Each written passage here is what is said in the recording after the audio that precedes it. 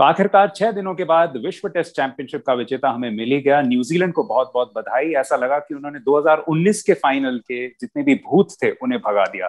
आप देख रहे हैं ESPN cricket info match day. हमारे साथ जुड़ने वाले हैं संजय मांजरेकर।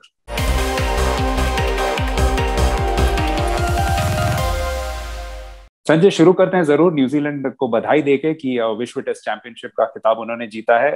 कई सर्कल्स में कहा जा रहा है कि शायद सबसे ग्रेटेस्ट न्यूजीलैंड टीम में से एक है। क्या इससे आप सहमत हैं? देखिए, कई सालों से मैं न्यूजीलैंड टीम को देख रहा हूं, उनके खिलाफ खेला भी हूं और ज्यादातर उनकी हिस्ट्री ये रही है कि एक दो महान प्लेयर होते हैं। जैसे मार्टिन क्रो थे, बहुत ही महान प्लेयर थे, और रिचर्ड हैडली उनसे भी महान, ऑल टाइम ग्रेट जो कहते हैं। लेकिन बाकी जो प्लेयर्स थे वो जस्ट अबाउट इंटरनेशनल क्लास थे, और जब इंडिया आते तो बहुत स्ट्रगल करते थे। ऑस्ट्रेलिया या टफ सिचुएशन में वो थोड़े से कम पड़ जाते थे। फिर मार्टिन क्रो और रिचर्ड हैडली, ये दो प्लेयर्स या कोई एक दो और प्लेयर्स, और उसके बाद स्टीवन फ्लेमिंग जरूर आए, तो थोड़ा सा क्वालिटी बढ़ती गई।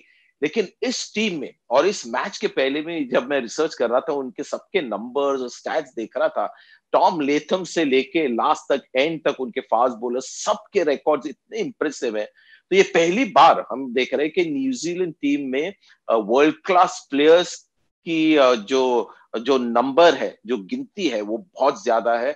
और इसके पहले ये मैंने न्यूजीलैंड टीम में कभी देखा नहीं। संजय, सीधे आ जाते हैं आज के मैच पॉइंट्स पे, और ये भी उसी ऑर्डर में है जिसमें आज जो डे 6 का क्रिकेट हुआ उसमें पहला पॉइंट यह है कि भारत के 3 स्तंभ नहीं चल पाए, क्योंकि नंबर 3 पे चेतेश्वर पुजारा, नंबर 4 पे विराट कोहली, नंबर 5 पे अजिंक्य रहाणे इस पारी में भी टिके जरूर। मतलब कुछ देर के लिए उन्होंने बॉल्स खेले लेकिन रन इनफ नहीं बनाए, और जिस तरीके से आउट हुए उससे काफी नुकसान पड़ा है भारत को।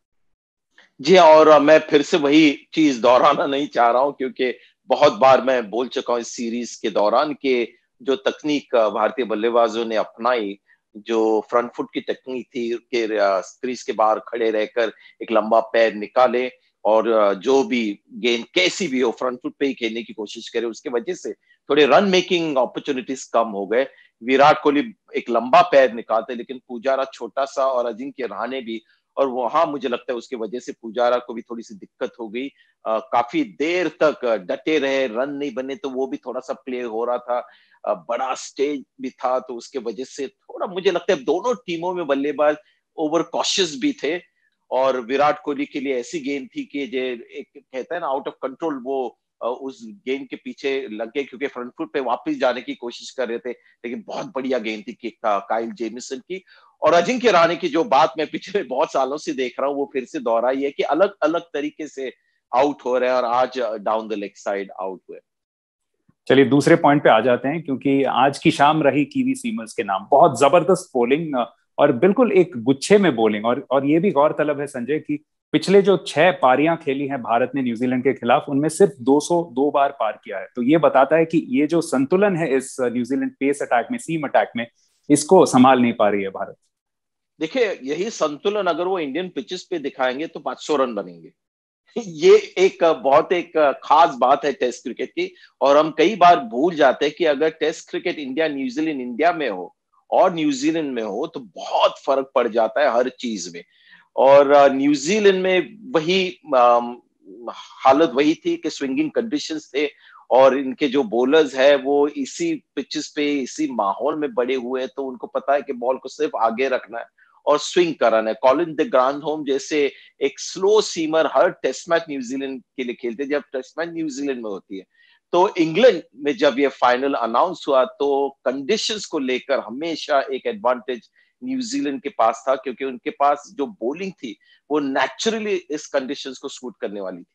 काइल जेमिसन की बात करते हैं, प्लेयर ऑफ द मैच बने विश्व टेस्ट चैंपियनशिप फाइनल में, और कुछ हद तक इस पूरे सफर में एक बहुत अहम हिस्सा रहे न्यूजीलैंड का। लेकिन गौरतलब है कि काफी सारे मैचेस उन्होंने होम पे ही खेले। तो ये मैच तो बहुत अच्छा गया, विराट कोहली को दोनों पारियों में आउट किया। लेकिन क्या आप फ्यूचर में उनसे क्या उम्मीद करते हैं, खासकर जब सब कॉन्टिनेंट में आके खेलेंगे?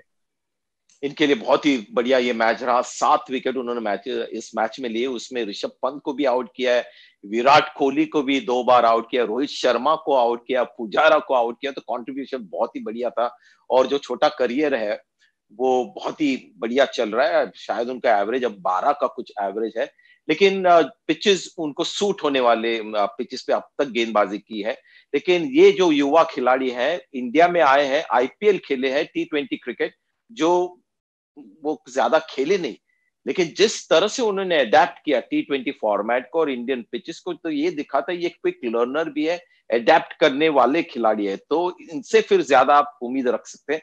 लेकिन जिस तरह की इनकी बॉलिंग स्टाइल है, हाई आर्म एक्शन है, ज्यादातर गुड लेंथ पे डालते हैं, थोड़ा हल्का सा स्विंग कराते हैं, तो फिर विश्व में अगर आप देखें तो ऑस्ट्रेलियन पिचेस पे ये काफी यूजफुल होंगे। इंग्लैंड में तो दिखाया उन्होंने काफी यूजफुल है, साउथ अफ्रीका में जहां पर पिच से ज्यादा मदद होती है वहां पर भी बहुत बढ़िया होंगे।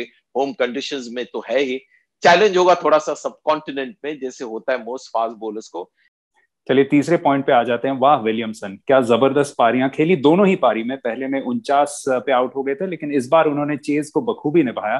क्या खास किया उन्होंने, खासकर आज जिस तरीके से उन्होंने बल्लेबाजी को संभाला जब प्रेशर में आ सकती थी न्यूजीलैंड की पारी।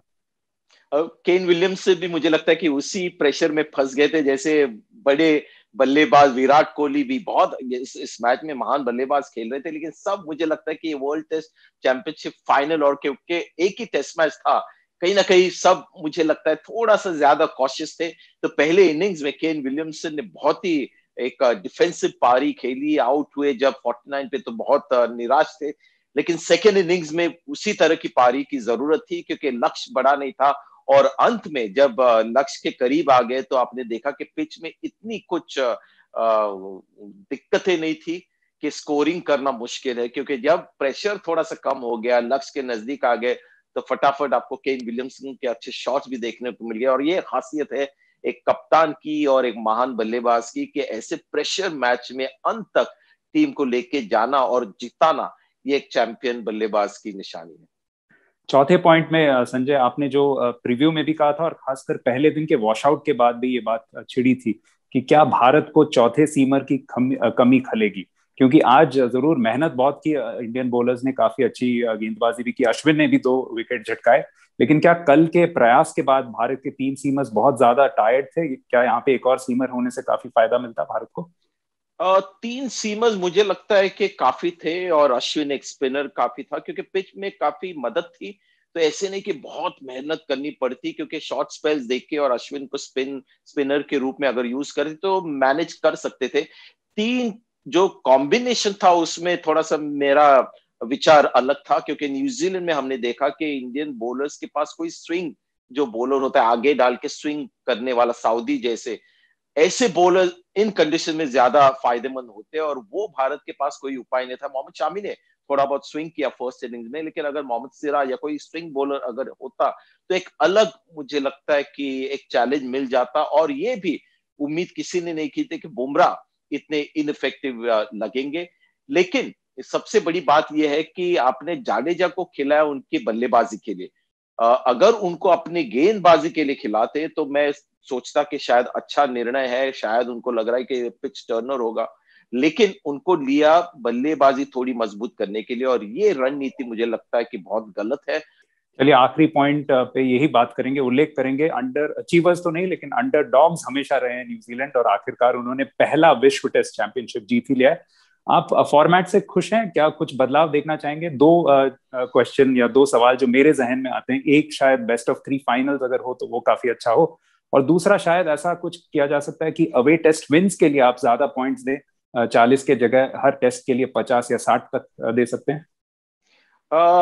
ये तो है, अवे टेस्ट विन थोड़ा सा मुश्किल है, लेकिन अवे क्या कहे, अगर इंडिया वेस्ट इंडीज जाती है, इंडिया बांग्लादेश जाती है, इंडिया श्रीलंका जाते हैं, तो कुछ खास पिचेस में फर्क नहीं होता। तो ये बहुत ही कॉम्प्लिकेटेड है पॉइंट सिस्टम करना, लेकिन आइडियली जो होना चाहिए वर्ल्ड टेस्ट चैंपियनशिप में कि हर टीम को उतने ही मैचेस मिलने चाहिए, और हर सीरीज में कुछ होम मैचेस हो और अवे मैचेस हो उन दोनों टीम के बीच में, और फिर ये दौर बहुत सालों तक चलेगा।